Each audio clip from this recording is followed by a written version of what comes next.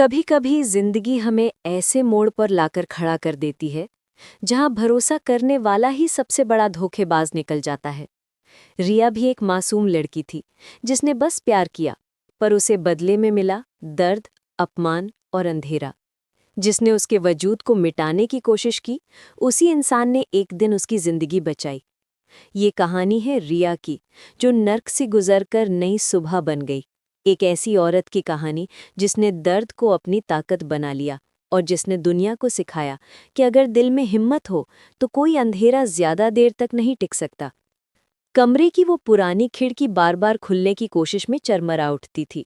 वो लड़की बार बार डंडे से उस ताले को तोड़ने की कोशिश कर रही थी, लेकिन वो जंग लगा ताला जैसे उसकी ताकत को चिढ़ा रहा हो।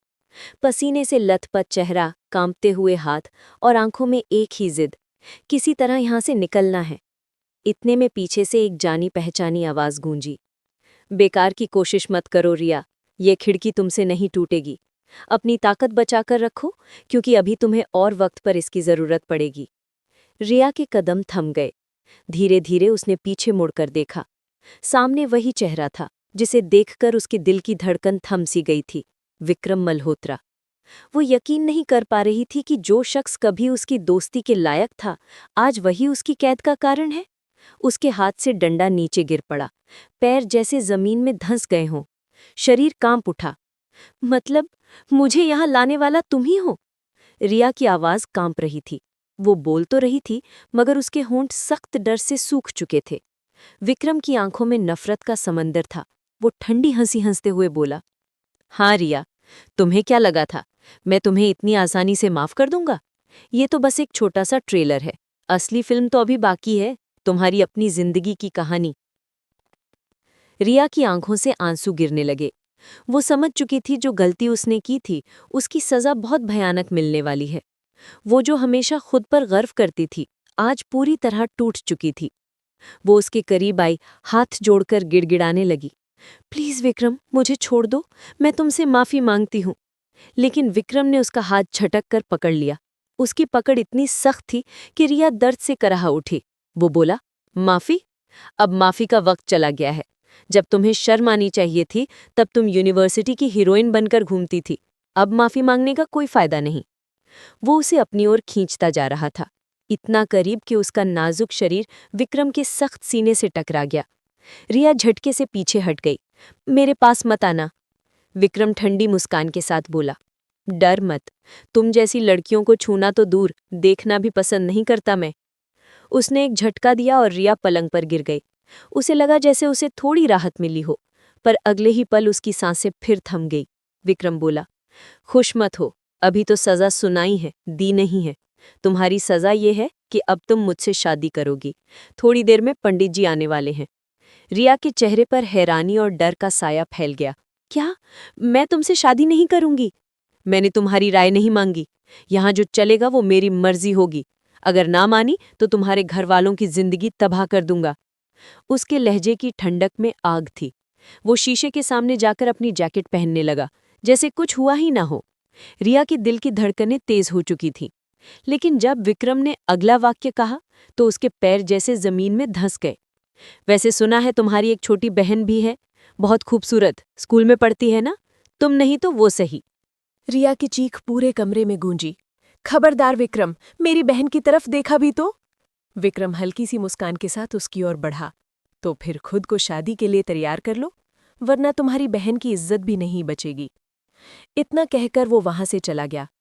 रिया जमीन पर गिर पड़ी, पैर अपने सीने से सटा लिए, सिर घुटनों पर टिकाकर फूट फूट कर रोने लगी। हे भगवान, मैंने ऐसा क्या किया कि मेरे साथ ये सब हो रहा है? वो जान चुकी थी उसकी जिंदगी अब पहले जैसी नहीं रही। उसका मन अतीत में लौट गया, जब सब ठीक था। याद आया जब वो पहली बार दिल्ली यूनिवर्सिटी में एडमिशन लेने जा रही थी, तो उसकी माँ ने समझाया था, रिया बेटा, पढ़ने जा रही हो तो बस पढ़ाई पर ध्यान देना। हमारी इज्जत सबसे कीमती चीज है। एक बार दाग लग गया तो उम्र भर नहीं धुलता। दुनिया बहुत खराब है, किसी के भी मामले में मत पड़ना, बस अपनी पढ़ाई करना। तब रिया हंसकर बोली थी, अरे मम्मी, आप तो ऐसे बोल रही हैं जैसे मैं किसी जंग पर जा रही हूँ। और हाँ, अगर मेरे सामने कोई गलत काम होगा तो मैं चुप नहीं बैठूंगी। उसकी माँ ने अफसोस से सिर हिलाया था। क्योंकि वो जानती थी उनकी बेटी बहुत सीधी और निडर है। उसके अंदर सच कहने का जुनून था जो एक दिन उसे मुश्किल में डाल देगा। रिया यूनिवर्सिटी आने जाने लगी। उसे स्कॉलरशिप मिली थी, पढ़ने का बहुत शौक था। घरवाले उस पर गर्व करते थे, लेकिन किसे पता था यही पढ़ाई एक दिन उसकी जिंदगी का सबसे बड़ा दुख बन जाएगी। वो रोते हुए बोली, माँ, मुझे आकर बचा लो, मुझे यहाँ से ले जाओ, मेरा दम घुट रहा है। कमरे में ना कोई खिड़की खुली थी, ना कोई रोशनी आती थी, बस एक पुराना ताला लगा हुआ था। उसने फिर से कोशिश शुरू की ताला तोड़ने की, पर बार बार वही नाकामी। तभी उसकी नज़र पलंग के पास रखी दराज पर पड़ी। उसने दराज खोली और उसकी आंखें चमक उठीं। अंदर एक चाबी थी। वो खुशी से कांप उठी। हे भगवान, इस बार मेरी मदद करना। उसने चाबी ताले में डाली और क्लिक की आवाज़ आई। ताला खुल गया। वो एक पल भी नहीं रुकी, खिड़की खोली और छलांग लगा दी। नीचे उतना ऊंचा नहीं था, इसलिए वो बच गई। धीरे धीरे बाहर के दरवाजे की ओर बढ़ी। कोई नहीं था। असल में विक्रम उसे शहर से बाहर एक पुरानी हवेली में लाया था। उसे यकीन ही नहीं था कि रिया वहां से भाग सकती है, इसलिए उसने बाहर गार्ड नहीं रखे थे। रिया ने सांस भी नहीं ली, बस भागती चली गई, जैसे जान बचाकर निकलने वाला कोई परिंदा। वो बार बार पीछे देख रही थी, डर के मारे पसीना पसीना थी। उधर विक्रम कमरे में लौटा तो उसके होश उड़ गए। खिड़की खुली थी, ताला और चाबी जमीन पर पड़ी थी। उसके गुस्से की आवाज़ हवेली में गूंज उठी। रामदास, वो लड़की कहाँ गई? 10 मिनट में उसे मेरे सामने लाओ, वरना तुम सबको मैं इसी कमरे में बंद कर दूंगा। गार्ड घबरा गए। असल में गलती उन्हीं की थी। उन्होंने खिड़की पर ताला तो लगाया था, लेकिन चाबी दराज में ही छोड़ दी थी। रिया भागती जा रही थी। डर, थकान और निराशा उसके कदमों से लिपटी थी। वो बार बार पीछे मुड़कर देख रही थी कि कहीं विक्रम के लोग पीछे तो नहीं आ रहे। इसी बीच सामने से तेज रफ्तार में एक कार आई। वो टकराने से बची और गाड़ी जोर से ब्रेक लगाकर रुकी। एक लड़का गुस्से में बाहर निकला। अरे पागल हो क्या? मरने का इतना शौक है तो और तरीका ढूंढो, क्यों किसी को जेल भिजवाना चाहती हो? रिया कुछ नहीं बोली, बस रोते हुए बोली, प्लीज़ मेरी मदद करो, मुझे किसी ने अगवा किया है, वो लोग मुझे ढूंढ रहे हैं, मुझे मेरे घर पहुंचा दो, मैं बहुत मुश्किल में हूं। उसकी आंखों से आंसू बह रहे थे। वो लड़का जिसका नाम राज था, कुछ पल के लिए चुप रहा, फिर बोला, ठीक है, गाड़ी में बैठो, मैं तुम्हें घर छोड़ देता हूँ। रिया ने चैन की सांस ली और गाड़ी में बैठ गई। गाड़ी का लॉक लग चुका था, पर उसने ध्यान नहीं दिया। वो बस सोच रही थी, अब मैं आज़ाद हूँ, अब घर पहुँच जाऊंगी। उसे नहीं पता था किस्मत उसे फिर एक और अंधेरी राह पर ले जा रही थी। गाड़ी सड़क पर हवा से बातें कर रही थी। रिया की आंखों में अब भी डर की परछाई थी, पर दिल में थोड़ी सी उम्मीद भी कि शायद अब मैं घर पहुंच जाऊंगी, मम्मी पापा के गले लगूंगी, सब ठीक हो जाएगा। गाड़ी के अंदर ठंडी हवा चल रही थी, मगर उसके माथे पर पसीने की बूंदें अब भी थी। राज एकदम शांत होकर गाड़ी चला रहा था। उसकी आंखों में अजीब सी गहराई थी जो रिया ने गौर नहीं की। तुम्हें उस आदमी ने कैद करके क्यों रखा था? राज ने अचानक सवाल किया। रिया की आंखों से आंसू छलक आए। बस बदला लेना चाहता है वो मुझसे। मैंने कभी सोचा भी नहीं था कि वो इंसान इतना गिर जाएगा। उसने मेरी जिंदगी बर्बाद कर दी। राज ने हल्की आवाज में कहा, तुम्हारे पास तुम्हारे घरवालों का नंबर है? रिया ने सिर हिलाया। हाँ है, मेरे पापा का। उसने कांपते हुए हाथों से नंबर लिखा और राज को दे दिया।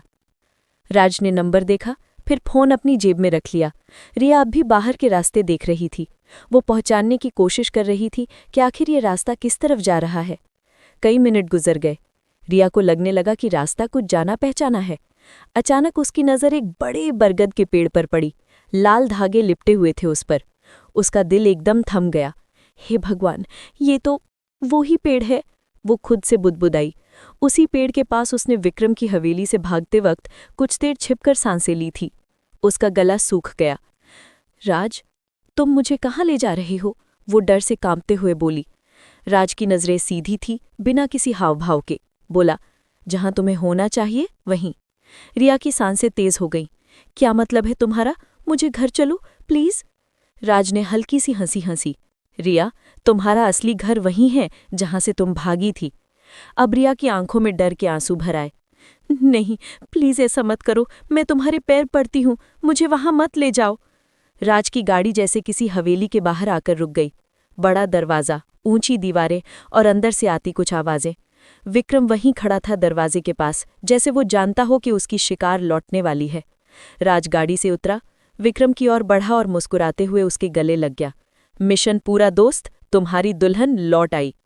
विक्रम ने ठंडी मुस्कान दी।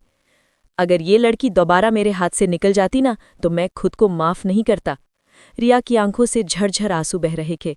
वो देख रही थी कि जिस इंसान को उसने भगवान भेजा हुआ फरिश्ता समझा था वो दरअसल विक्रम का दोस्त और उसका गुनहगार था। उसका भरोसा एक बार फिर टूट गया, और इस बार पूरी तरह। विक्रम ने ठंडी आवाज में कहा, चलो बाहर निकलो रिया। वो गाड़ी की सीट से चिपक गई। नहीं, मैं नहीं उतरूंगी। विक्रम ने गुस्से से दरवाज़ा खोला, उसका हाथ पकड़कर उसे बाहर खींच लिया। अब मुझसे भागने के सारे रास्ते बंद हो चुके हैं। वो उसे घसीटते हुए अंदर ले गया।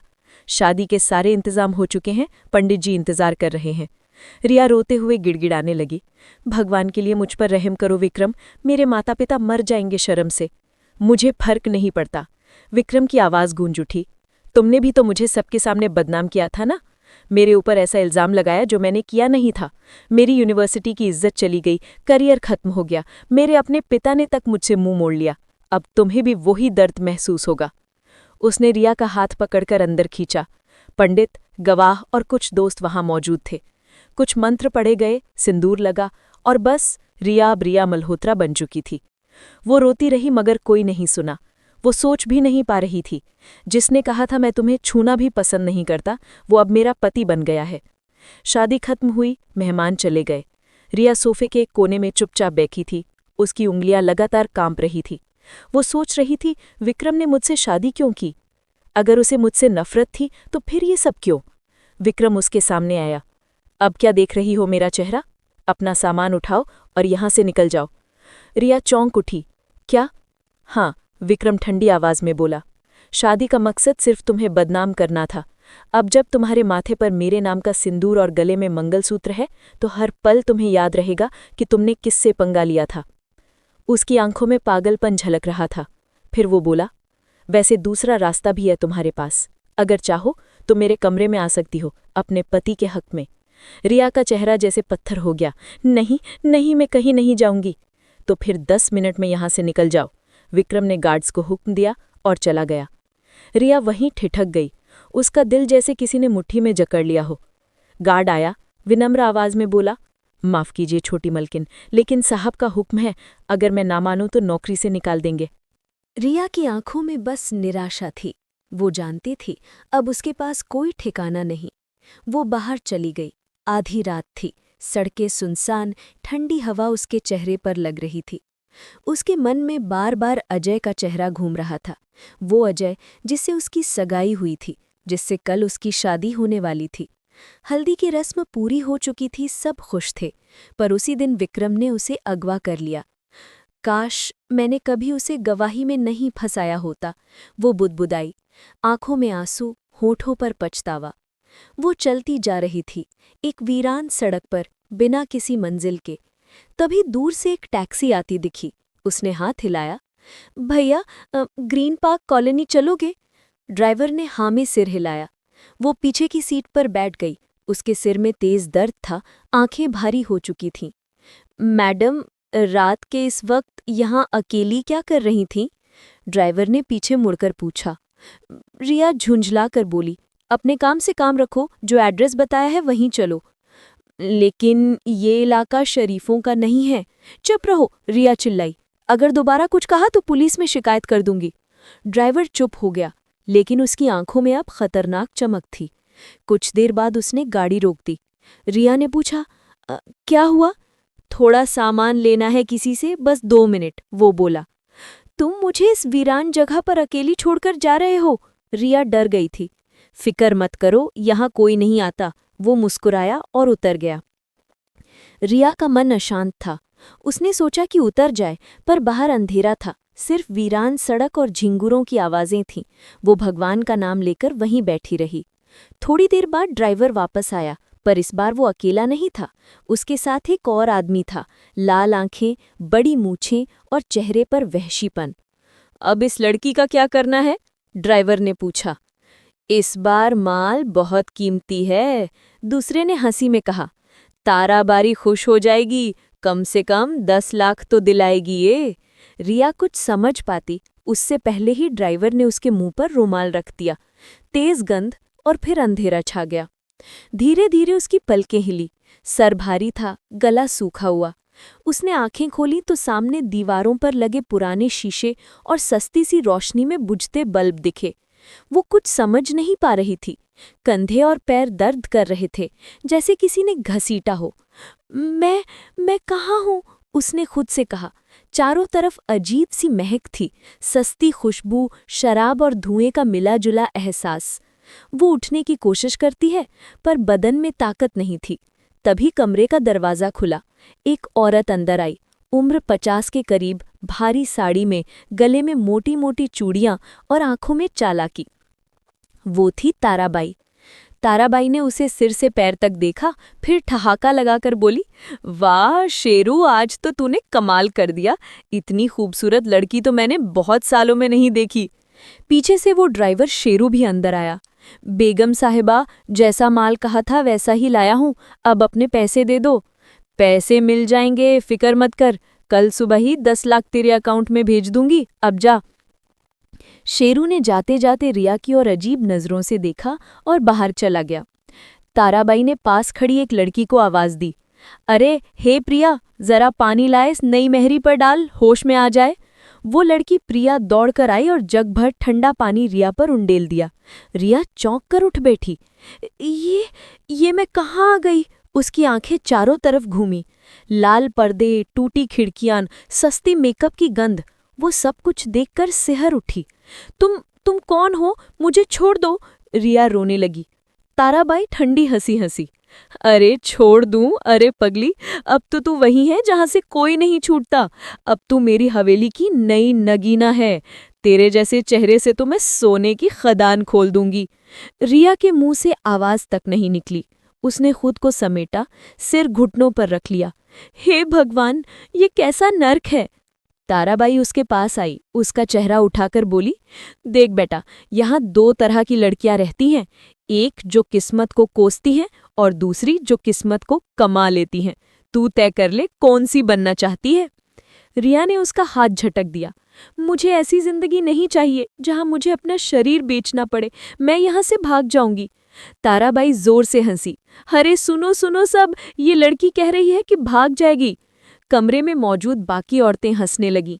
किसी ने अफसोस से देखा, किसी ने हंसी में कहा, नहीं आई है, अभी समझेगी। ताराबाई ने ठंडे लहजे में कहा, अगर भागने की कोशिश की ना तो ऐसी सजा दूंगी कि खुद को आईने में देखना भूल जाएगी। अब जाकर आराम कर, कल तेरे लिए खास मेहमान आने वाला है। वो जाते जाते बोली, और हाँ, चेहरा खराब मत करना, ये हुस्न ही तेरी कमाई है। रिया सुन थी। उसने बिस्तर पर सिर रख दिया और बेतहाशा रोने लगी। विक्रम, तूने मेरे साथ ऐसा क्यों किया? तेरी नफरत ने मुझे यहाँ तक पहुँचा दिया। वो फूट फूट कर रो पड़ी। हे भगवान, मुझे बचा लो, कोई तो मुझे यहाँ से निकाल दो।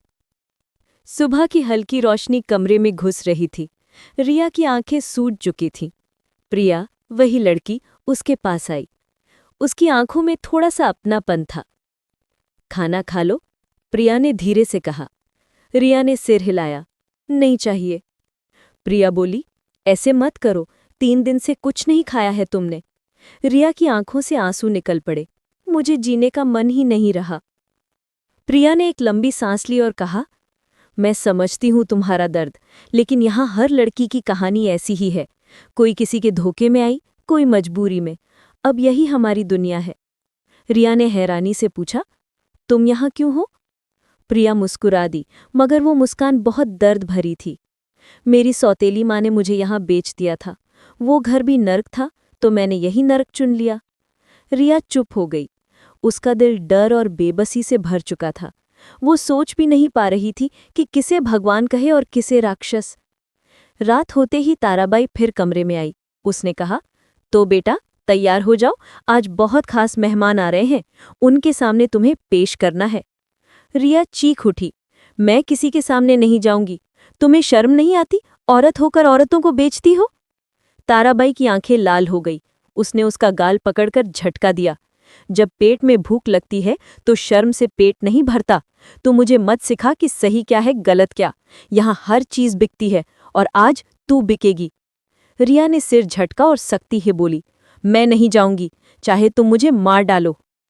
ताराबाई कुछ पल उसे देखती रही, फिर बोली, ठीक है, जैसी तेरी मर्जी, लेकिन जब तक मान जाएगी ना तब तक खून रोएगी। प्रिया, इसे कमरे में बंद कर दो। रिया को फिर उस बंद कमरे में डाल दिया गया। उसने दीवार से सिर टिका लिया और बुदबुदाई, विक्रम, तूने मेरी जिंदगी नर्क बना दी है। एक दिन तेरे साथ भी वही होगा जो मेरे साथ हुआ है। मेरी बद्दुआ तुझे चैन से जीने नहीं देगी। उधर हवेली में विक्रम बेचैनी से टहल रहा था। राहुल सोफे पर बैठा उसे देख रहा था। क्या हुआ विक्रम? वो लड़की तो जा चुकी है ना, अब क्यों इतना परेशान है? विक्रम ने गुस्से में कहा, मुझे नहीं पता वो कहाँ है। मैंने अपने लोगों से खोजबीन करवाई, घर भी नहीं गई, किसी को कुछ नहीं पता। राहुल बोला, भूल जाओ उसे यार, तूने तो अपना बदला ले लिया, अब क्या चाहता है? विक्रम गरज उठा, वो मेरी बीवी है। राहुल ने हैरान होकर कहा, बीवी? अरे तूने तो कहा था कि शादी सिर्फ उसे बदनाम करने के लिए की है, ताकि उसे तलाक देकर जिंदगी भर का दाग दे सके। अब क्या तू उसके लिए पागल हो गया है? विक्रम ने मुट्ठी बांध ली। मुझे नहीं पता राहुल, पर अब उसकी फिक्र होने लगी है। अगर उसके साथ कुछ गलत हुआ तो मैं खुद को माफ नहीं करूंगा। राहुल ने सिर झटका। अब पछता रहा है? जब उसे रात में घर से निकाला तब नहीं सोचा? वो तुझसे डर के मारी कहीं चली गई होगी। भगवान न करे उसके साथ कुछ गलत हुआ हो। विक्रम की आंखों में बेचैनी बढ़ती जा रही थी। मुझे उसे ढूंढना होगा। वो बड़बड़ाया और कमरे से बाहर निकल गया। उधर रिया के घर में मातम पसरा था। उसकी मां सरिता देवी बार बार रोती जाती थी, मेरी बेटी मासूम है, उसने कुछ नहीं किया होगा। पर उसके पिता विजय जी गुस्से में थे। बस कर सरिता, तेरी लाड प्यार नहीं उसे बिगाड़ा है। शादी के दिन ही घर से भाग गई, अब मुंह दिखाने लायक नहीं रहे हम। सरिता देवी की आंखों से आंसू बह रहे थे। वो किसी के साथ भागी नहीं है, जरूर कोई हादसा हुआ है। पर विजय जी ने हाथ उठा दिया, अगर उसका नाम अब इस घर में लिया तो अच्छा नहीं होगा। उनका बेटा सागर माँ को कमरे में ले गया। मम्मी, पापा सही कह रहे हैं, दीदी चली गई है, अब उसकी बातें मत करो। गुड्डू और मीना हर वक्त डरते रहते हैं। सरिता देवी फूट फूट कर रो पड़ी। एक माँ अपने बच्चे को कैसे भूल जाए? दिन बीतते जा रहे थे। विक्रम अब हर जगह रिया को ढूंढ रहा था। न किसी पुलिस स्टेशन में, न किसी अस्पताल में, कहीं नहीं मिली। धीरे धीरे उसके दिल में एक कसक सी घर कर गई। मैंने गलती की है, बहुत बड़ी गलती। रातें करवटों में कटती, दिन बेचैनी में।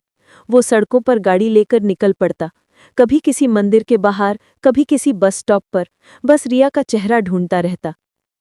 कोठे की दीवारों के पीछे रातें हमेशा लंबी होती थी। रिया के कमरे में टिमटिमाती बल्ब की रोशनी थी, जो जैसे उसके हालात का मजाक उड़ा रही थी। उसके सामने एक पुराना आईना था और उसमें उसका चेहरा, सूजा हुआ, रोते हुए निशानों से भरा। वो खुद को देखती और सोचती, क्या ये वो रिया है जो कभी अपने घर की शान थी, जिस पर माँ बाप को गर्व था? अब वो खुद को पहचान भी नहीं पा रही थी। कमरे के बाहर शोर था, हंसी की आवाजें, मर्दों की बातें, शराब की गंध। रिया ने अपने कान बंद कर लिए, जैसे वो उस आवाज से भागना चाहती हो। थोड़ी देर बाद दरवाजा खुला, प्रिया अंदर आई। उसके हाथ में खाना था। लो, थोड़ा खा लो, 2 दिन से कुछ नहीं खाया है तुमने। रिया ने चुपचाप सिर हिलाया, नहीं चाहिए। प्रिया बोली, ऐसे मत करो रिया, यहां अगर जीना है तो खुद को संभालना पड़ेगा। रिया की आंखें भीग गई। मुझे नहीं जीना इस गंदे जगह पर, क्यों भगवान ने मेरे साथ ये किया है? प्रिया चुप रही, फिर बोली, शायद भगवान यहां आने के बाद सब भूल जाते हैं। यहां बस एक ही सच है, जो बिक गया वही बच गया। रिया ने कुछ नहीं कहा, बस आंसू बहाती रही। प्रिया उसके पास बैठी रही, जैसे उसे चुप कराने आई हो, लेकिन खुद के पास भी कोई शब्द नहीं थे। कुछ दिन बीत गए। रिया अब भी उसी कमरे में बंद थी। ताराबाई ने उसे अभी तक किसी के सामने नहीं बेचा था, क्योंकि वो उसे एक खास मौके के लिए संभाल कर रखी थी। उसे उम्मीद थी कि किसी बड़ी पार्टी से उसे ढेर सारा पैसा मिलेगा। रिया रोज सुबह खिड़की के पास खड़े होकर सूरज की पहली किरण देखती। वो किरण जैसे उसे कहती, तू अभी भी जिंदा है, अभी भी वक्त है। पर हर शाम वही अंधेरा लौट आता। उसने कई बार दरवाजा खोलने की कोशिश की, लेकिन हर बार ताले की खंडी आवाज ने उसकी उम्मीद को कुचल दिया। एक दिन शाम को ताराबाई अचानक कमरे में आई। चेहरे पर मुस्कान थी, पर वो मुस्कान जहरीली थी। रिया बेटा, तेरे दिन फिरने वाले हैं, वो बोली। रिया ने डरते हुए पूछा, क्यों, क्या मतलब है तुम्हारा? मतलब ये कि आज रात बहुत बड़ा आदमी आ रहा है जिसे तेरे जैसे चेहरों की तलाश है। अब तो तू भी हमारी असली दुनिया देखेगी। रिया का चेहरा सफेद पड़ गया। नहीं, मैं किसी के सामने नहीं जाऊंगी। ताराबाई ने उसकी ठुड्डी पकड़कर उसे आईने की तरफ किया। देख खुद को, इतनी सुंदर लड़की, इतना हुस्न, तेरे जैसी पर तो लोग लाखों खर्च करते हैं। रिया ने उसका हाथ झटक दिया। मुझे नहीं चाहिए ऐसी जिंदगी जहां मेरी इज्जत की बोली लगे। अरे देखो तो इसे, अभी भी अपने आप को देवी समझती है। यहां सब बिकते हैं रिया, सिर्फ भाव अलग अलग होते हैं। इतना कहकर वो कमरे से चली गई। रिया बिस्तर पर गिर पड़ी और फूट फूट कर रोने लगी। विक्रम, अगर तेरे अंदर जरा भी इंसानियत बाकी है ना, तो मुझे यहां से निकाल ले। भगवान उसे भेज दो मेरी मदद के लिए। उधर उसी वक्त विक्रम अपनी हवेली में बेचैन घूम रहा था। रात का सन्नाटा था, पर उसके दिल में तूफान चल रहा था। वो खिड़की के पास जाकर बाहर देखने लगा। हर हवा का झोंका उसे रिया की याद दिला रहा था। राहुल अंदर आया। अब भी उसे ढूंढ रहा है तू? विक्रम ने धीरे से कहा। हाँ, मैं उसे ढूंढे बिना चैन नहीं लूंगा। राहुल ने लंबी सांस ली। विक्रम, तूने जो किया वो गलत था, लेकिन अब पछताने से कुछ नहीं होगा। लड़कियां रात में अकेले निकल जाएं तो दुनिया 1000 कहानियां बना देती है। हो सकता है वो अब कहीं बहुत दूर चली गई हो। भगवान न करे उसके साथ कुछ गलत हुआ हो। विक्रम की आंखों में पानी भर आया। राहुल, अगर उसके साथ कुछ बुरा हुआ ना, तो मैं खुद को कभी माफ नहीं कर पाऊंगा। राहुल ने उसके कंधे पर हाथ रखा। चल छोड़, थोड़ी देर सो जा। विक्रम ने सिर झटका। नींद? अब वो मुझसे कोसों दूर जा चुकी है। उधर रात के लगभग 11 बज रहे थे। रिया के कमरे में प्रिया आई। चेहरा उदास था। रिया, तैयार हो जाओ, उसने धीमी आवाज में कहा। किस बात के लिए? ताराबाई का हुक्म है, आज तू किसी बड़े आदमी के सामने पेश की जाएगी। रिया की आंखों से आंसू फूट पड़े। नहीं प्रिया, मैं नहीं जाऊंगी, प्लीज कुछ कर। प्रिया भी रो पड़ी। मैं कुछ नहीं कर सकती रिया। यहाँ जो एक बार ताराबाई के हुक्म के खिलाफ गया, उसकी हालत देखना भी मुश्किल होता है। रिया ने दीवार से सिर टिका लिया। तो क्या यही मेरी किस्मत है? प्रिया बोली। हम सबकी किस्मत ऐसी ही है, पर शायद भगवान तेरे साथ कुछ और लिखे, क्योंकि तू बाकी लड़कियों जैसी नहीं है। रिया को तैयार किया गया, उसके बाल संवारे गए, चेहरा सजा दिया गया। आंसू रोकते रोकते उसकी आंखें लाल हो गई थीं।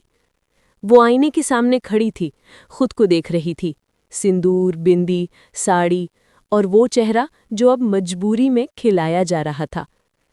कभी मैंने सोचा था मैं शादी के दिन यूं सजूंगी, लेकिन आज तो मेरी आत्मा तक रो रही है, वो फुसफुसाई। प्रिया ने धीरे से कहा, मत रो, तेरी आंखों का काजल बह जाएगा। फिर दरवाजे पर दस्तक हुई। ताराबाई थी। चलो, वक्त हो गया है, मेहमान इंतजार कर रहा है। विक्रम उस वक्त नशे में धुत था। उसके दोस्त राहुल और करण उसे एक कोठे पर ले आए थे। चल विक्रम, आज तेरे गम का इलाज यहीं मिलेगा, राहुल बोला। विक्रम ने सिर झटक दिया। मुझे इन जगहों से नफरत है। बस एक बार अंदर चल, मन बहल जाएगा, करण ने कहा और उसे अंदर खींच लाया। कोठे की रंग बिरंगी लाइट्स, सस्ती महक और हंसी की आवाजें, सब कुछ विक्रम को अजीब लग रहा था। वो भारी कदमों से अंदर बढ़ा। ताराबाई ने मुस्कुराकर कहा, आज का मेहमान बहुत खास है। वो उसके दोस्तों को एक कमरे की ओर ले गई। विक्रम अंदर दाखिल हुआ और जो उसने देखा उसकी सांसें रुक गईं। सामने बैठी थी रिया। उसके चेहरे पर सजावट थी, लेकिन आंखों में बस डर और अपमान। वो वहीं खड़ा रह गया। उसके हाथ से ग्लास गिर गया, सारा नशा पल भर में उतर गया। रिया, उसकी आवाज कांप गई। रिया ने नजरें उठाईं और जैसे उसकी दुनिया फिर बिखर गई। वो जो कभी उसका अपहरण करता था, आज उसी ने उसे नर्क में पाया। विक्रम चीखा, तुम लोगों की हिम्मत कैसे हुई मेरी बीवी के साथ ऐसा करने की? सारा कोठा सन्नाटे में आ गया। ताराबाई घबरा गई। बेटा, ये तो... चुप रहो, विक्रम गरजा। उसने जेब से चेक निकाला।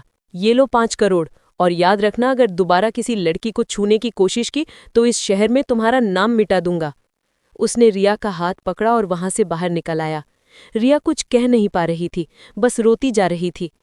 गाड़ी में बैठते ही विक्रम ने उसका हाथ अपने सीने पर रखा। मुझे माफ कर दो रिया, मैंने जो किया उसके नतीजे इतने भयानक होंगे, मैंने कभी सोचा भी नहीं था। रिया ने बस इतना कहा। मैं अब भी तुम्हें दोष नहीं देती विक्रम। अगर मैं तुम्हारी जगह होती, शायद वही करती। तुमने बदला लिया, लेकिन एक हद तक। तुमने मुझे कभी छुआ नहीं, कभी इज्जत नहीं लूटी। तुम्हारा गुस्सा गलत था लेकिन दिल बुरा नहीं था। उसकी आंखों से आंसू बह निकले। विक्रम ने उसे अपने सीने से लगा लिया। दोनों फूट फूट कर रो पड़े, एक गुनाह के पछतावे में और दूसरे बर्बादी की राहत में। सुबह की पहली किरण जब रिया के चेहरे पर पड़ी तो उसे ऐसा लगा जैसे किसी ने उसे फिर से जिंदा कर दिया हो। कई दिनों बाद उसने सूरज को बिना डर के देखा। गाड़ी धीरे धीरे शहर की सड़कों से गुजर रही थी। बाहर पेड़ पौधे, मंदिर की घंटियां, दूध वाले की आवाज, सब उसे नए जैसे लग रहे थे। वो खिड़की से बाहर देख रही थी और उसके मन में बस एक ही ख्याल था, क्या मैं फिर से सामान्य जिंदगी जी पाऊंगी? विक्रम चुपचाप गाड़ी चला रहा था। उसका चेहरा थका हुआ था, लेकिन आंखों में सच्चा पछतावा झलक रहा था। कई बार उसने कुछ कहना चाहा, पर शब्द जैसे गले में अटक गए। आखिर रिया ने ही चुप्पी तोड़ी। तुमने मुझे वहां से क्यों निकाला विक्रम? विक्रम ने गहरी सांस ली। क्योंकि मैंने गलती की थी रिया। मैंने बदले के अंधेपन में ये भूल गया कि तुम इंसान हो, तुम्हें दर्द होता है, तुम रोती हो। और जब मैंने तुम्हें उस हालत में देखा तो मेरी आत्मा कांप गई। रिया की आंखों से आंसू टपक पड़े। विक्रम, मैं तुझसे नफरत करना चाहती थी, लेकिन आज जो तूने किया, उससे मेरे दिल का सारा गुस्सा पिघल गया। गाड़ी रुक गई। विक्रम बोला, आओ यहाँ थोड़ी देर बैठते हैं। दोनों एक पार्क में जाकर बेंच पर बैठे। पेड़ों के बीच से आती हवा उनके चेहरे को छू रही थी। वो खामोशी भी किसी दवा जैसी लग रही थी। रिया ने धीरे से पूछा, क्या आप मुझे घर जाने दोगे?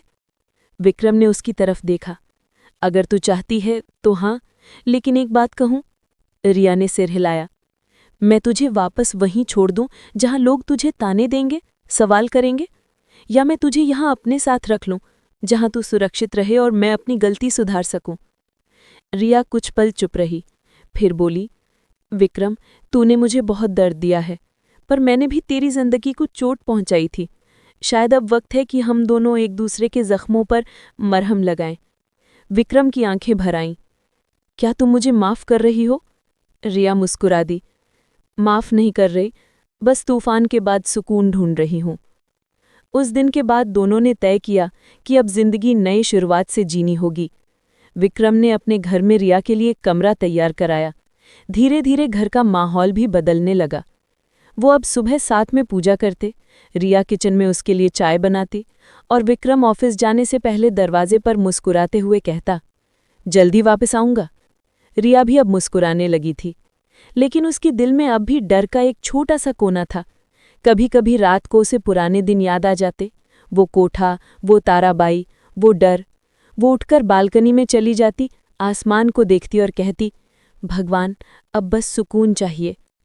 उधर विक्रम अपने ऑफिस में काम में डूबा रहता, लेकिन उसके मन में हर वक्त एक ही सवाल घूमता, क्या रिया सच में खुश है मेरे साथ? एक दिन वो जल्दी घर लौट आया। रिया मंदिर में दिया जला रही थी। उसने पीछे से जाकर धीरे से कहा, पता है, आज मेरी फाइल पास हो गई, जो प्रोजेक्ट अटका हुआ था वो मंजूर हो गया। रिया मुस्कुराई। वो तो होना ही था, जब घर में शांति है तो सब कुछ अच्छा होता है। विक्रम ने उसका हाथ पकड़ा। रिया, अगर तू न होती तो मैं आज भी अपने गुनाहों में डूबा रहता। रिया बोली, और अगर तू मुझे वहां से न निकालता तो मैं आज भी उस अंधेरे में होती। दोनों की आंखें भीग गईं, पर इस बार उन आंसुओं में दर्द नहीं था, सुकून था। लेकिन जिंदगी इतनी आसान कहाँ होती है। अगले ही हफ्ते विक्रम के पिता R.K. मल्होत्रा अचानक घर लौट आए। उन्होंने दोनों को एक साथ देखा तो भड़क उठे। विक्रम, ये वही लड़की है ना, जिसकी वजह से हमारे घर का नाम डूब गया था, जिसे लेके पूरा शहर बातें बना रहा था? विक्रम ने धीमी आवाज में कहा, पापा, आपने जो सुना वो आधा सच था, बाकी आधा मैं बताता हूं। गलती मेरी थी, रिया की नहीं। क्या मतलब? R.K. मल्होत्रा गरजे। विक्रम ने सब कुछ बता दिया, कैसे उसने झूठी बदला लेने की भावना में रिया की जिंदगी तबाह कर दी, कैसे उसने उसे घर से निकाला और फिर खुद उसी नर्क से निकाल लाया। पिता कुछ देर तक स्तब्ध रहे, फिर बोले, अगर तेरे अंदर ये इंसानियत बची है तो शायद अब मैं तुझे समझ सकता हूं। रिया बेटा, जो तूने झेला उसका कोई मुआवजा नहीं, पर अब तू इस घर की बेटी है। रिया की आंखें भर आईं। उसने उनके पैर छुए। आशीर्वाद दीजिए सब ठीक हो जाए। दिन बीतने लगे। रिया और विक्रम के बीच का रिश्ता अब धीरे धीरे मजबूत हो रहा था। कभी दोनों मिलकर खाना बनाते, कभी पुरानी यादों पर हंसते। रिया अब भी अंदर से टूटी थी, पर विक्रम उसका सहारा बन चुका था। एक दिन रिया बोली, विक्रम, मैं किसी एनजीओ में काम करना चाहती हूँ, ऐसी लड़कियों के लिए जो मेरी जैसी स्थिति से गुजरी हैं। विक्रम ने गर्व से कहा, रिया, यही तो असली जीत है, जब तू दर्द से निकलकर किसी और के लिए रास्ता बनाती है। रिया ने मुस्कुराकर कहा, मैं चाहती हूं कि कोई और लड़की वो अंधेरा न देखे जो मैंने देखा था। विक्रम ने उसका माथा चूमा, मैं हमेशा तेरे साथ रहूंगा। धीरे धीरे रिया ने नई सुबह फाउंडेशन नाम से संस्था खोली। वो लड़कियों को आत्मनिर्भर बनाना सिखाने लगी, सिलाई, मेकअप, कुकिंग, पढ़ाई, सब। हर लड़की उसे दीदी कहती थी। कभी कभी जब वो किसी नई आई हुई लड़की को देखती जो डर के मारे कांप रही होती, तो उसके पास जाकर कहती, डर मत, अब तू अकेली नहीं है। वो खुद की कहानी किसी को नहीं बताती, पर उसकी आंखों में झलकता दर्द सब बयां कर देता था। उधर विक्रम भी पूरी लगन से अपने बिजनेस में जुट गया। उसने अपनी संपत्ति का बड़ा हिस्सा रिया के एनजीओ को दान में दे दिया। अब दोनों का मकसद एक ही था, लोगों की जिंदगी बेहतर बनाना। उनके बीच अब कोई गलतफहमी नहीं थी, सिर्फ भरोसा, प्यार और सच्चाई। एक शाम रिया बालकनी में बैठी थी। हवा में ठंडक थी, आसमान में तारे टिमटिमा रहे थे। विक्रम पीछे से आया, 2 कप चाय लेकर। याद है पहली बार जब हम ऐसे बैठे थे, तो मुझसे बात तक नहीं करती थी? वो मुस्कुराया। रिया ने हंसते हुए कहा, और अब तू चाय तक खुद बना लाता है। दोनों हंस पड़े। वो हंसी किसी जीत से कम नहीं थी, क्योंकि उस हंसी के पीछे बरसों का दर्द, बेशुमार आंसू और माफी का जादू था। सुबह की पहली किरण जब रिया के चेहरे पर पड़ी, तो उसे ऐसा लगा जैसे किसी ने उसे फिर से जिंदा कर दिया हो। कई दिनों बाद उसने सूरज को बिना डर के देखा। गाड़ी धीरे धीरे शहर की सड़कों से गुजर रही थी। बाहर पेड़ पौधे, मंदिर की घंटियां, दूध वाले की आवाज, सब उसे नए जैसे लग रहे थे। वो खिड़की से बाहर देख रही थी और उसके मन में बस एक ही ख्याल था, क्या मैं फिर से सामान्य जिंदगी जी पाऊंगी? विक्रम चुपचाप गाड़ी चला रहा था। उसका चेहरा थका हुआ था, पर आंखों में सच्चा पछतावा झलक रहा था। कई बार उसने कुछ कहना चाहा, पर शब्द जैसे गले में अटक गए। आखिर रिया ने ही चुप्पी तोड़ी। तुमने मुझे वहां से क्यों निकाला विक्रम? विक्रम ने गहरी सांस ली। रिया, क्योंकि मैंने गलती की थी। मैं बदले के अंधेपन में ये भूल गया कि तुम इंसान हो, तुम्हें दर्द होता है, तुम रोती हो। और जब मैंने तुम्हें उस हालत में देखा तो मेरी आत्मा कांप गई। रिया की आंखों से आंसू टपक पड़े। विक्रम, मैं तुझसे नफरत करना चाहती थी, लेकिन आज जो तूने किया, उससे मेरे दिल का सारा गुस्सा पिघल गया। गाड़ी रुक गई। विक्रम बोला, आओ यहां थोड़ी देर बैठते हैं। दोनों एक पार्क में जाकर बेंच पर बैठे। पेड़ों के बीच से आती हवा उनके चेहरे को छू रही थी। वो खामोशी भी किसी दवा जैसी लग रही थी। रिया ने धीरे से पूछा, क्या अब मुझे घर जाने दोगे? विक्रम ने उसकी तरफ देखा। अगर तू चाहती है तो हाँ, लेकिन एक बात कहूं? रिया ने सिर हिलाया। मैं तुझे वापस वहीं छोड़ दूं जहां लोग तुझे ताने देंगे, सवाल करेंगे, या मैं तुझे यहां अपने साथ रख लूं जहां तू सुरक्षित रहे और मैं अपनी गलती सुधार सकूं? रिया कुछ पल चुप रही, फिर बोली, विक्रम, तूने मुझे बहुत दर्द दिया है, पर मैंने भी तेरी जिंदगी को चोट पहुंचाई थी। शायद अब वक्त है कि हम दोनों एक दूसरे के जख्मों पर मरहम लगाएं। विक्रम की आंखें भर आईं। क्या तू मुझे माफ कर रही है? रिया मुस्कुरा दी। माफ नहीं कर रही, बस तूफान के बाद सुकून ढूंढ रही हूं। उस दिन के बाद दोनों ने तय किया कि अब जिंदगी नई शुरुआत से जीनी होगी। विक्रम ने अपने घर में रिया के लिए एक कमरा तैयार कराया। धीरे धीरे घर का माहौल भी बदलने लगा। वो अब सुबह साथ में पूजा करते, रिया किचन में उसके लिए चाय बनाती और विक्रम ऑफिस जाने से पहले दरवाजे पर मुस्कुराते हुए कहता, जल्दी वापस आऊंगा। रिया भी अब मुस्कुराने लगी थी, लेकिन उसके दिल में अब भी डर का एक छोटा सा कोना था। कभी कभी रात को उसे पुराने दिन याद आ जाते। वो कोठा, वो ताराबाई, वो डर। वो उठकर बालकनी में चली जाती, आसमान को देखती और कहती, भगवान, अब बस सुकून चाहिए। उधर विक्रम भी अपने ऑफिस में काम में डूबा रहता, लेकिन उसके मन में हर वक्त एक ही सवाल घूमता, क्या रिया सच में खुश है मेरे साथ? एक दिन वो जल्दी घर लौट आया। रिया मंदिर में दिया जला रही थी। उसने पीछे से जाकर धीरे से कहा, पता है आज मेरी फाइल पास हो गई, जो प्रोजेक्ट अटका हुआ था वो मंजूर हो गया। रिया मुस्कुराई। वो तो होना ही था। जब घर में शांति है तो सब कुछ अच्छा होता है। विक्रम ने उसका हाथ पकड़ा। रिया, अगर तू न होती तो मैं आज भी अपने गुनाहों में डूबा रहता। रिया बोली, और अगर तू मुझे वहां से ना निकालता तो मैं आज भी उस अंधेरे में होती। दोनों की आंखें भीग गई, पर इस बार उन आंसुओं में दर्द नहीं था, सुकून था। लेकिन जिंदगी इतनी आसान कहाँ होती है। अगले ही हफ्ते विक्रम के पिता R.K. मल्होत्रा अचानक घर लौट आए। उन्होंने दोनों को एक साथ देखा तो भड़क उठे। विक्रम, ये वही लड़की है ना जिसकी वजह से हमारे घर का नाम डूब गया था, जिसे लेकर पूरा शहर बातें बना रहा था? विक्रम ने धीमी आवाज में कहा, पापा, आपने जो सुना वो आधा सच था, बाकी आधा मैं बताता हूँ। गलती मेरी थी, रिया की नहीं। क्या मतलब? R.K. मल्होत्रा गरजे। विक्रम ने सब कुछ बता दिया, कैसे उसने झूठी बदला लेने की भावना में रिया की जिंदगी तबाह कर दी, कैसे उसने उसे घर से निकाला और फिर खुद उसी नर्क से निकाल लाया।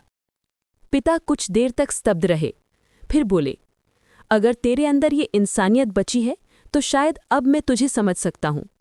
रिया बेटा, जो तूने झेला उसका कोई मुआवजा नहीं, पर अब तू इस घर की बेटी है। रिया की आंखें भर आईं। उसने उनके पैर छुए, आशीर्वाद दीजिए, सब ठीक हो जाए। दिन बीतने लगे। रिया और विक्रम के बीच का रिश्ता अब धीरे धीरे मजबूत हो रहा था। कभी दोनों मिलकर खाना बनाते, कभी पुरानी यादों पर हंसते। रिया अब भी अंदर से टूटी थी, पर विक्रम उसका सहारा बन चुका था। एक दिन रिया बोली, विक्रम, मैं किसी NGO में काम करना चाहती हूँ, ऐसी लड़कियों के लिए जो मेरी जैसी स्थिति से गुजरी हैं। विक्रम ने गर्व से कहा, रिया, यही तो असली जीत है, जब तू दर्द से निकलकर किसी और के लिए रास्ता बनाती है। रिया ने मुस्कुराकर कहा, मैं चाहती हूं कि कोई और लड़की वो अंधेरा ना देखे जो मैंने देखा था। विक्रम ने उसका माथा चूमा, मैं हमेशा तेरे साथ रहूंगा। धीरे धीरे रिया ने नई सुबह फाउंडेशन नाम से संस्था खोली। वो लड़कियों को आत्मनिर्भर बनाना सिखाने लगी, सिलाई, मेकअप, कुकिंग, पढ़ाई, सब। हर लड़की उसे दीदी कहती थी। कभी कभी जब वो किसी नई आई हुई लड़की को देखती जो डर के मारे कांप रही होती, तो उसके पास जाकर कहती, डर मत, अब तो अकेली नहीं है।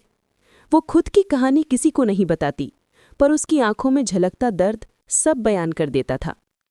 उधर विक्रम भी पूरी लगन से अपने बिजनेस में जुट गया। उसने अपनी संपत्ति का बड़ा हिस्सा रिया के NGO को दान में दे दिया। अब दोनों का मकसद एक ही था, लोगों की जिंदगी बेहतर बनाना। उनके बीच अब कोई गलतफहमी नहीं थी, सिर्फ भरोसा, प्यार और सच्चाई। एक शाम रिया बालकनी में बैठी थी। हवा में ठंडक थी, आसमान में तारे टिमटिमा रहे थे। विक्रम पीछे से आया, 2 कप चाय लेकर। याद है, पहली बार जब हम ऐसे बैठे थे तो मुझसे बात तक नहीं करती थी। वो मुस्कुराया। रिया ने हंसते हुए कहा, और अब तू चाय तक खुद बना लाता है? दोनों हंस पड़े। वो हंसी किसी जीत से कम नहीं थी, क्योंकि उस हंसी के पीछे बरसों का दर्द, बेशुमार आंसू और माफ़ी का जादू था। रिया की जिंदगी अब पहले जैसी नहीं रही थी। अब वो हर सुबह सूरज के साथ उठती, मंदिर में दीप जलाती और फिर अपने NGO यानी नई सुबह फाउंडेशन के लिए निकल जाती। वो जगह उसके लिए सिर्फ एक दफ्तर नहीं थी, बल्कि उसकी नई पहचान, उसकी ताकत थी। वहाँ रोज़ दर्जनों लड़कियां आती। किसी को उसके घरवालों ने ठुकरा दिया था, किसी को समाज ने, और किसी को उसकी मजबूरी ने उस अंधेरे में धकेल दिया था जहाँ से लौटना आसान नहीं होता। रिया हर लड़की से ऐसे मिलती जैसे वो उसकी अपनी हो। वो उनके सिर पर हाथ रखती, कहती, यहाँ किसी को शर्मिंदा होने की ज़रूरत नहीं, यहाँ कोई किसी से कम नहीं। धीरे धीरे नई सुबह फाउंडेशन का नाम पूरे शहर में फैल गया। अखबारों में खबरें छपने लगीं। पूर्व पीड़िता रिया मल्होत्रा अब औरतों के हक की आवाज़ बनी। लोग आने लगे, मदद करने, दान देने, या सिर्फ उस औरत को देखने जिसने नर्क से लौटकर स्वर्ग बना दिया था। एक दिन रिया की संस्था में एक नई लड़की आई। नाम था नेहा। चेहरा मासूम, पर आंखों में डर था। रिया ने उसे अपने पास बिठाया। डरो मत बेटा, यहाँ कोई तुझसे कुछ नहीं पूछेगा। जब मन करे खुद बता देना क्या हुआ। नेहा रो पड़ी। दीदी, मुझे मेरे चाचा ने ही बेच दिया था। रिया का दिल कांप गया। उसे अपने पुराने जख्म याद आ गए। उसने नेहा को गले से लगा लिया। अब कोई तुझे छू भी नहीं सकेगा, तू अब मेरी बेटी जैसी है। रिया ने उस पल तय कर लिया कि अब वो केवल मदद नहीं करेगी, अब वो लड़ाई लड़ेगी उन सब के लिए जो बेबस हैं। उस रात विक्रम घर लौटा तो रिया बहुत गुस्से में थी। वो फाइलें पलट पलट कर कुछ देख रही थी। क्या हुआ? विक्रम ने पूछा। रिया बोली, विक्रम, उस नेहा की रिपोर्ट लिखवाने गई थी। पुलिस वाले ने कहा ऐसे केस रोज आते हैं, कुछ नहीं होता। मुझे गुस्सा आ गया। जब तक कानून नहीं जागेगा तब तक ये जुल्म नहीं रुकेंगे। विक्रम ने उसका हाथ थामा। रिया, तू अब सिर्फ मेरी पत्नी नहीं, एक योद्धा बन चुकी है। मैं तेरे साथ हूं, जो करना है कर। रिया की आंखों में चमक आ गई। तो ठीक है, मैं कोर्ट तक जाऊंगी। कुछ हफ्ते बीते। रिया ने वकीलों से बात की, मीडिया से जुड़ी। अब उसका चेहरा सिर्फ एनजीओ की नहीं बल्कि बदलाव की आवाज बन चुका था। लोग उसे नई उम्मीद की रिया दीदी कहने लगे। वो हर सभा में कहती, औरत की ताकत उसके आंसुओं में नहीं, उसके जज्बे में है। अगर वो एक बार उठ खड़ी हो जाए तो पूरी दुनिया झुक जाती है। पर किस्मत को शायद चैन नहीं था। एक शाम जब रिया अपने एनजीओ से लौट रही थी, एक काली एसयूवी उसके सामने आकर रुकी। गाड़ी से 3 नकाबपोश लोग उतरे और इससे पहले कि वो कुछ समझ पाती, उन्होंने उसके ऊपर काला कपड़ा डाल दिया। कुछ ही मिनटों में वो बेहोश हो गई। जब होश आया, वो किसी गोदाम जैसी जगह पर थी। चारों तरफ अंधेरा, लोहे की गंध और डर। उसे रस्सियों से बांधा गया था। अचानक सामने से किसी के कदमों की आवाज आई और जैसे ही रोशनी पड़ी, रिया का चेहरा सफेद पड़ गया। वो था राज, वही आदमी जिसने उसे पहले विक्रम के हवाले किया था।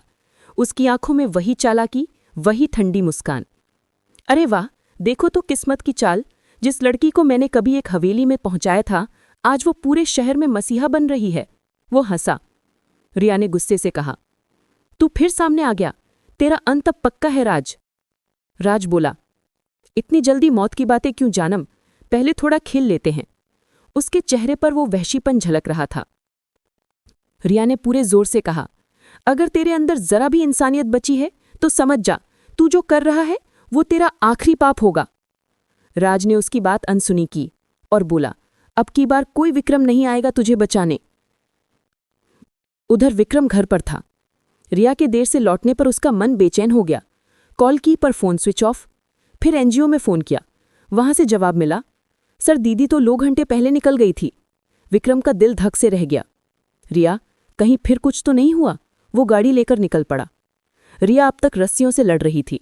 उसकी कलाइयों से खून निकल रहा था पर उसका हौसला नहीं टूटा था।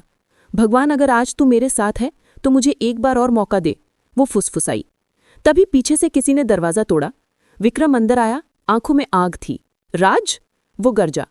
राज चौंक गया। तू यहां कैसे? विक्रम बोला, जहां रिया होगी वहां मैं पहुंच ही जाऊंगा। दोनों में जबरदस्त लड़ाई शुरू हो गई। राज ने चाकू उठाया, विक्रम ने लात मारी। कुछ ही देर में विक्रम ने उसे जमीन पर गिरा दिया।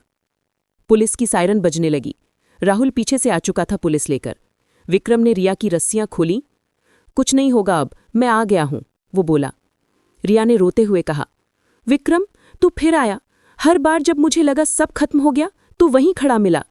विक्रम मुस्कुराया, क्योंकि अब मैं तुझे कभी खोना नहीं चाहता। पुलिस राज को ले गई। रिया को एम्बुलेंस में बैठाया गया। विक्रम उसका हाथ पकड़े बैठा था। उसकी आंखों में आंसू थे, लेकिन अब वो डर के नहीं, प्यार और सुकून के आंसू थे। कुछ दिन बाद रिया फिर से एनजीओ पहुंची। लड़कियां तालियां बजाने लगीं। दीदी वापस आ गईं, रिया ने मुस्कुराते हुए कहा। हाँ बेटा, क्योंकि जब नीयत साफ हो तो भगवान भी मदद करता है। उसने स्टेज पर जाकर माइक उठाया। मैं गिरती रही, टूटती रही, लेकिन हर बार उठी किसी अपने के सहारे। आज मैं चाहती हूं कि तुम सब भी किसी का सहारा बनो, क्योंकि कोई भी औरत कमजोर नहीं होती, वो बस अपने दर्द को भूल जाती है। पूरा हॉल तालियों से गूंज उठा। शाम को विक्रम उसके पास आया। रिया, अब बहुत हुआ। अब तू सिर्फ मेरी रानी बनेगी, बाकी दुनिया तेरे काम को सलाम करेगी। रिया ने मुस्कुराते हुए कहा, रानी नहीं विक्रम, बस तेरी बराबरी वाली साथी बनना चाहती हूँ। विक्रम ने हंसकर कहा, और यही वजह है कि मैं तुझसे मोहब्बत करता हूँ। दोनों ने आसमान की तरफ देखा जहां सूरज डूब रहा था, पर उसकी सुनहरी किरणें अब भी आसमान को रोशन कर रही थीं। जैसे रिया थी जिंदगी जो अंधेरे से निकली पर अब हर किसी के लिए नई सुबह बन चुकी थी। कई महीने बीत चुके थे उस हादसे को। रिया अब पूरी तरह ठीक थी। उसकी आंखों में फिर से वही चमक लौट आई थी, वो चमक जो किसी भी औरत की हिम्मत का निशान होती है। विक्रम और रिया अब एक दूसरे के बिना अधूरे थे। सुबह विक्रम ऑफिस जाता, रिया एनजीओ में अपने काम में लगी रहती। शाम को दोनों चाय पीते हुए अपने दिन की बातें शेयर करते। आज नेहा ने पहली बार स्कूल में टीचर को जवाब दिया, रिया मुस्कुराते हुए बताती। और विक्रम कहता, कितना अच्छा लग रहा है सुनकर, तू किसी की जिंदगी बदल रही है रिया। रिया हमेशा कहती, विक्रम, जिंदगी ने मुझसे बहुत छीना, पर अब मैं किसी और को हारने नहीं दूंगी। एक दिन अचानक रिया को दिल्ली से एक फ़ोन आया। कॉल किसी पत्रकार सोनाली मेहरा की थी। वो बोली, रिया जी, आपकी कहानी और आपकी एनजीओ की चर्चा अब पूरे देश में हो रही है। हमारा चैनल नारी की नई पहचान अवार्ड दे रहा है और हमने तय किया है कि इस साल का सम्मान आपको मिलेगा। रिया कुछ पल के लिए चुप रह गई। उसके दिमाग में पुराने दिन घूम गए, वो हवेली, वो कोठा, वो अपमान और फिर विक्रम का साथ। आंखें नम हो गईं। धन्यवाद, उसने धीमे से कहा, पर यह अवार्ड सिर्फ मेरा नहीं, हर उस औरत का है जिसने कभी हिम्मत नहीं छोड़ी।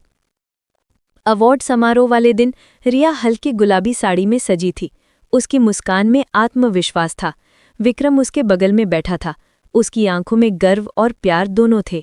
स्टेज पर जब एंकर ने उसका नाम लिया, पूरा हॉल तालियों से गूंज उठा। नई सुबह फाउंडेशन की संस्थापक श्रीमती रिया मल्होत्रा। रिया मंच पर पहुंची। उसने माइक संभाला, थोड़ी देर चुप रही, फिर बोली, कभी मैं टूटी थी, बिखरी थी। मुझे लगा था कि अब जिंदगी खत्म है, पर उस वक्त एक हाथ मिला जिसने मुझे उठाया नहीं बल्कि चलना सिखाया। आज मैं यहाँ हूँ क्योंकि मैंने हार मानना छोड़ दिया। और मैं हर औरत से कहना चाहती हूँ, अपने घावों को अपनी पहचान मत बनने दो, उन्हें अपनी ताकत बनाओ। तालियां रुकने का नाम नहीं ले रही थीं। विक्रम की आंखें नम थीं। वो सोच रहा था कि जिस लड़की को मैंने कभी रुलाया था, आज वही लाखों को जीना सिखा रही है। कार्यक्रम के बाद पत्रकार सोनाली बोली, रिया जी, आपकी कहानी फिल्म जैसी है। क्या आप चाहेंगे कि इसे हम डॉक्यूमेंट्री में बदलें? रिया मुस्कुरा दी, हाँ, लेकिन फिल्म में हीरो कोई औरत होनी चाहिए जो डर से नहीं, हिम्मत से जीती है। विक्रम पास आकर बोला, और खलनायक का किरदार कौन निभाएगा? रिया हंस पड़ी, वो तो अब तक सुधर चुका है, तो शायद अब उसका रोल ही खत्म हो गया। दोनों की हंसी पूरे हॉल में गूंज गई। अगले कुछ महीनों में नई सुबह फाउंडेशन ने बड़ी तरक्की की। सरकार से फंड मिला, कई स्कूलों ने उनकी लड़कियों के लिए मुफ्त शिक्षा की व्यवस्था की। रिया हर दिन किसी नए जीवन को मुस्कुराने की वजह देती। एक दिन एक बुजुर्ग औरत उसके पास आई, बेटी, मेरे पति ने मुझे घर से निकाल दिया था, अब मैं कहाँ जाऊँ? रिया ने उसके सिर पर हाथ रखा, आप अब मेरी माँ जैसी हैं, यहीं रहिए, यही आपका घर है। रिया की यही बात उसे सबके दिल में बसा देती थी। वो किसी से ऊंच नीच नहीं करती, हर दर्द को अपना समझती। विक्रम अब रिया पर और भी ज्यादा गर्व करने लगा था। कभी कभी ऑफिस से लौटकर वो कहता, रिया, तूने तो मेरा नाम भी रोशन कर दिया। रिया मुस्कुराकर जवाब देती, नाम तो पहले भी था, बस उसकी चमक तूफानों में खो गई थी। विक्रम बोला, और तू वही रोशनी बनकर लौटी। दोनों की हंसी, उनके छोटे छोटे झगड़े अब इस घर की नई पहचान बन चुके थे। जो हवेली कभी घुटन का घर थी, वो अब सुकून का आशियाना बन गई थी। एक रात रिया एनजीओ के ऑफिस में बैठी फाइलें देख रही थी। तभी दरवाजे पर दस्तक हुई। वो नेहा थी, वही लड़की जो कभी डरी सहमी आई थी। दीदी, मुझे आपसे कुछ कहना है। रिया मुस्कुराई, हाँ बोलो बेटा। मैंने सिलाई कोर्स पूरा कर लिया है, अब मैं खुद का छोटा बुटीक खोलना चाहती हूँ। रिया की आंखें चमक उठी, वाह, यही तो मेरा सपना था कि तुम सब अपनी पहचान खुद बनाओ। नेहा ने आगे बढ़कर रिया के पैर छुए, दीदी, आप माँ जैसी हो दीदी, अगर आप ना होती तो मैं शायद अब तक। रिया ने उसे रोकते हुए कहा, ऐसा मत बोल बेटा, अब तू किसी की दया पर नहीं, अपनी मेहनत पर जिएगी। विक्रम उसी वक्त वहां आया। उसने नेहा से कहा, अगर तू बुटीक खोलना चाहती है तो मैं तुझे पहली मशीन और किराए का खर्च दूंगा। नेहा की आंखों में आंसू आ गए। धन्यवाद सर, रिया ने मुस्कुराकर कहा। देखा विक्रम, यही असली सुख है, किसी को उठते देखना। शाम को घर लौटकर रिया बालकनी में बैठी थी। विक्रम उसके पास आया। क्या सोच रही हो? रिया ने आसमान की तरफ देखा। सोच रही हूँ, कभी मैं अंधेरे में थी, फिर किसी ने मुझे रोशनी दिखाई और आज मैं वही रोशनी दूसरों तक पहुंचा रही हूँ। विक्रम बोला, रिया, मैं हमेशा सोचता हूँ कि अगर उस दिन तू मुझसे नफरत करके चली जाती तो शायद मैं आज भी उसी अंधेरे में होता। रिया ने उसकी ओर देखा। विक्रम, नफरत इंसान को तोड़ देती है, पर माफ़ी इंसान को जोड़ देती है। हम दोनों ने गलतियां की, पर हमने एक दूसरे को माफ़ कर दिया, यही हमारी जीत है। विक्रम ने उसका हाथ थाम लिया, और यही हमारी मोहब्बत की पहचान है। कहानी जैसे अब पूरी हो चुकी थी, पर उनके जीवन की यात्रा जारी थी। हर दिन नए चेहरे, नई कहानियां और रिया की वही मुस्कान जो अब सिर्फ उसकी नहीं, पूरी दुनिया की उम्मीद बन चुकी थी। लोग कहते हैं कि किस्मत जब तोड़ती है तो भगवान किसी को जोड़ने भेजता है। रिया और विक्रम की कहानी इसका सबसे बड़ा सबूत थी। साल बीतते गए, नई सुबह फाउंडेशन अब सिर्फ एक संस्था नहीं रही थी, वो उम्मीद का नाम बन चुकी थी। देश के अलग अलग कोनों से औरतें वहां आती और रिया के सामने बैठकर कहती, दीदी, हमें भी वो हिम्मत चाहिए जो आपके पास है। रिया मुस्कुराती, उनका हाथ पकड़ती। हिम्मत तो हर औरत के अंदर होती है, बस उसे याद दिलाने वाला चाहिए। हर लड़की को देखकर उसे अपना अतीत याद आता, वो हवेली, वो धोखा, वो कोठा, वो दर्द। पर अब उन यादों से डर नहीं लगता था, क्योंकि वही जख्म अब उसकी पहचान बन चुके थे। एक दिन फाउंडेशन में एक बड़ा आयोजन था। दिल्ली के मंत्री, पुलिस अधिकारी और कई मशहूर लोग आए हुए थे। रिया ने मंच पर जाकर माइक थामा, चारों ओर सन्नाटा छा गया। उसने कहा, कभी मैं वो लड़की थी जो अपने हालात से भागती थी, पर आज मैं वही हूं जो हालात बदलना चाहती है। मुझे किसी ने गिराया, किसी ने ठुकराया, पर जब मैं खुद से मिली तब मुझे असली ताकत मिली। तालियां बज उठीं, लोग खड़े होकर उसे सलाम करने लगे। उसके चेहरे पर संतोष था, वो मुस्कान जो सिर्फ जीतने वाले के चेहरे पर आती है। कार्यक्रम के बाद विक्रम उसके पास आया और धीरे से बोला, रिया, मुझे तुझ पर गर्व है। आज तू सिर्फ मेरी पत्नी नहीं, पूरे समाज की रूह बन गई है। रिया ने हंसकर कहा, विक्रम, अगर तू उस दिन मुझे नरक से निकालने ना आता तो शायद आज मैं यहाँ नहीं होती। हर हीरो को एक इंसान चाहिए जो उस पर भरोसा करे, और तू वही था। विक्रम ने उसका हाथ थाम लिया। अब से मैं तेरे साथ सिर्फ इस जिंदगी में नहीं, हर जन्म में रहना चाहता हूँ। कई बार मीडिया वाले उनके घर आते, कहते, आप दोनों की कहानी एक फिल्म जैसी है। क्या आपको एहसास होता है कि आप लाखों के लिए प्रेरणा है? रिया हमेशा मुस्कुराकर कहती, हम कोई सुपर हीरो नहीं है, हम बस दो टूटे हुए इंसान हैं जिन्होंने एक दूसरे को जोड़ना सीख लिया। विक्रम हल्के से मुस्कुरा देता, और शायद यही प्यार की सबसे खूबसूरत परिभाषा है। एक शाम रिया अपने एनजीओ के आंगन में बैठी थी। सामने दर्जनों लड़कियां हंसती खेलती दिख रही थीं। किसी के हाथ में सिलाई मशीन थी, कोई किताबें पढ़ रही थी, तो कोई नई शुरुआत के सपने बुन रही थी। रिया ने गहरी सांस ली। भगवान, तूने मुझे दर्द दिया था, पर अब तूने मुझे इन सब का चेहरा दे दिया है। उसकी आंखों में नमी थी, पर वो खुशी के आंसू थे। तभी नेहा उसके पास आई और कही, दीदी, देखो मेरा बुटीक का बोर्ड लग गया, नेहा क्रिएशंस।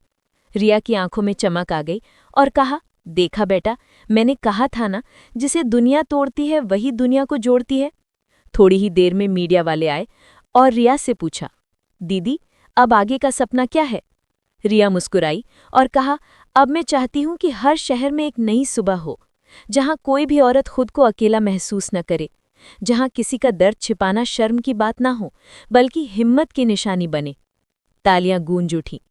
किसी ने कहा, रिया मल्होत्रा अब सिर्फ एक नाम नहीं, एक क्रांति है। शाम ढल चुकी थी। रिया बालकनी में खड़ी आसमान देख रही थी। विक्रम पीछे से आया, दोनों चाय लेकर साथ बैठ गए। चारों तरफ शांति थी।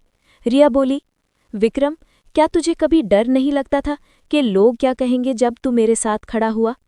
विक्रम ने धीरे से कहा, लोग तो आज भी कहते हैं, लेकिन अब फर्क नहीं पड़ता, क्योंकि सच्चाई सिर्फ हमें पता है कि हमने एक दूसरे को नफरत से नहीं, पछतावे और माफ़ी से पाया है। रिया मुस्कुराई और कही, और वही माफ़ी अब मोहब्बत बन गई है। विक्रम बोला, रिया, तेरा नाम अब सिर्फ किताबों में नहीं रहेगा, तेरी कहानी हर लड़की को हिम्मत देगी। रिया ने हल्की मुस्कान दी और कहा, अगर मेरी कहानी किसी एक इंसान की जिंदगी बदल सके तो यही मेरी जीत है।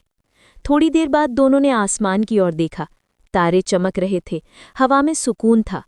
रिया ने आंखें बंद की और कहा, धन्यवाद भगवान, तूने मुझे हर बार गिराया ताकि मैं और मजबूत बन सकूं। विक्रम ने उसका हाथ थामा और कहा, और तूने मुझे इंसान बनना सिखाया। कहते हैं, जिंदगी जब सबसे मुश्किल लगने लगे तो समझो भगवान तुम्हें किसी बड़ी कहानी के लिए तैयार कर रहा है। रिया की कहानी भी कुछ ऐसी ही थी। वो टूटी, रोई, गिरी, पर हार नहीं मानी, और आज वही औरत जिसे समाज ने ठुकराया था, दुनिया की नई सुबह बन गई। कभी कभी दर्द ही हमारी पहचान बना देता है, और जो खुद दर्द से गुजरे हों वही दूसरों को मुस्कुराना सिखाते हैं। रिया और विक्रम की कहानी हमें यही सिखाती है कि इंसान जब माफ़ करना सीख ले तो जिंदगी फिर से खूबसूरत हो जाती है।